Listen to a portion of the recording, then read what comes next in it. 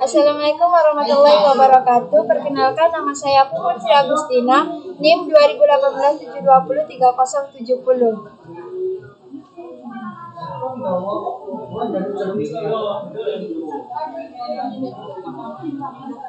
Saya akan menjelaskan pertumbuhannya.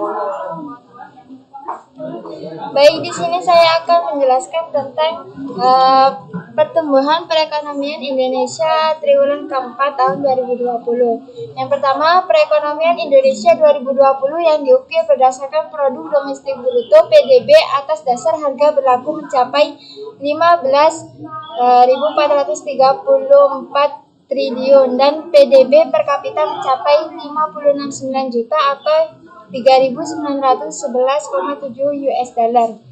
Ekonomi Indonesia tahun 2020 mengalami kontraksi pertumbuhan sebesar 2,07% atau C2C dibandingkan tahun 2019.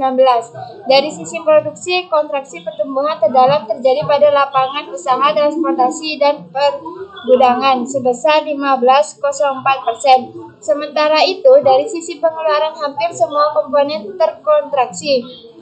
Komponen ekspor barang dan jasa menjadi komponen dengan kontraksi terdalam sebesar 7,70%. Sementara impor barang dan jasa yang merupakan faktor pengurang terkontraksi sebesar 14,71%.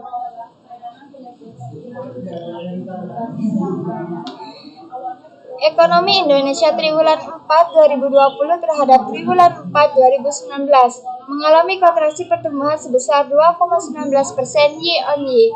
Dari sisi produksi, lapangan usaha transportasi dan pergudangan mengalami kontraksi pertumbuhan terdalam sebesar 13,42%. Dari sisi pengeluaran, komponen ekspor barang dan jasa mengalami kontraksi pertumbuhan terdalam sebesar 7,21%.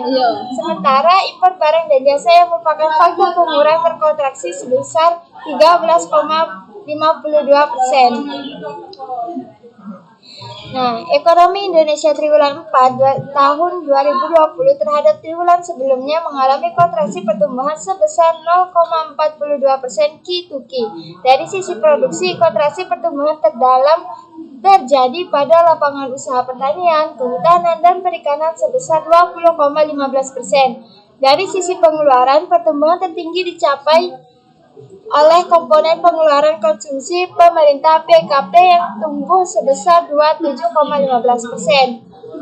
Yang terakhir, struktur ekonomi Indonesia secara spasial pada 2020 didominasi oleh kelompok provinsi di Pulau Jawa sebesar 58,75%.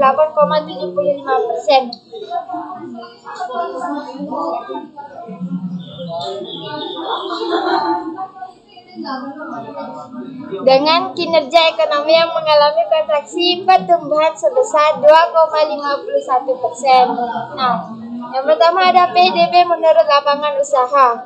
Yang pertama ada pertumbuhan ekonomi tahun 2020 atau yang C2C. Yang kedua, pertumbuhan ekonomi triwulan 4 2020 terhadap triwulan 4 2019 year-on-year. Yang ketiga, pertumbuhan ekonomi triwulan 4 2020 terhadap triwulan 3 2020 Q2Q. Yang B, PDB menurut pengeluaran. Yang pertama ada pertumbuhan ekonomi tahun 2020 C2C. Yang kedua, pertumbuhan ekonomi triwulan 4 2020 terhadap triwulan 4 2019 year-on-year. Yang ketiga ada pertumbuhan ekonomi triwulan 4 2020 terhadap triwulan 3 2020 Q2Q. Yang C, produk domestik regional bruto (PDRB). Struktur perekonomian Indonesia secara spasial pada tahun 2020 masih didominasi oleh kelompok provinsi di Pulau Jawa yang memberikan kontribusi terhadap PDB sebesar 58,75%. Kemudian diikuti oleh Pulau Sumatera sebesar 21,36%,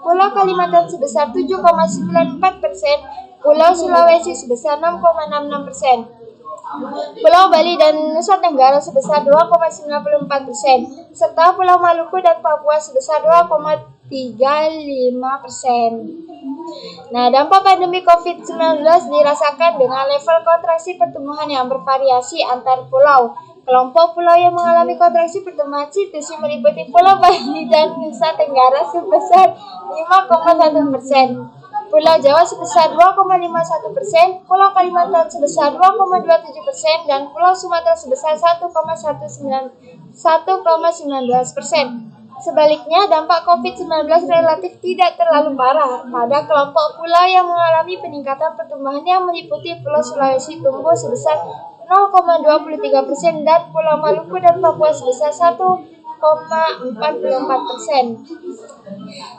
Solusi menurut